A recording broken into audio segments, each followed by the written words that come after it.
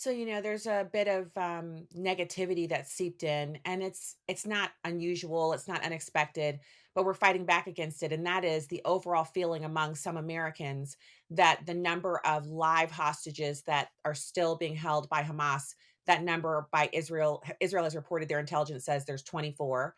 Hamas doesn't really communicate. There are also 35 remaining bodies that need to be exchanged and given back to the Israelis for their families.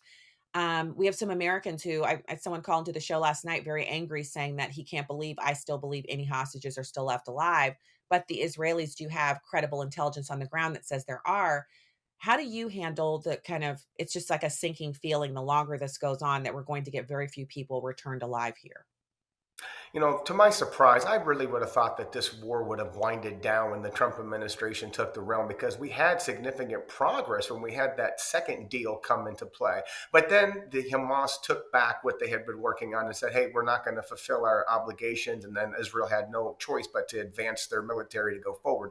From a strategic standpoint, Hamas is leveled. They have no fighting power. They are just, backed by a militia, backed by insurgents. There's really no power they have to make a front or to advance a war front. So right now, it's looking pretty dismal for Hamas. But on the other hand, Israel wants to do this strategically so that they can get those 24 prisoners that you mentioned back, because obviously the number one thing is to get the return of human life that these terrorists took on that awful October 7th day. So I'm hoping, and we hope from a military standpoint, that they can keep playing this game of risk, this game of strategy to advance their battlefield operations, to play tactics and strategies that we can elicit the best execution to return these hostages back to their families.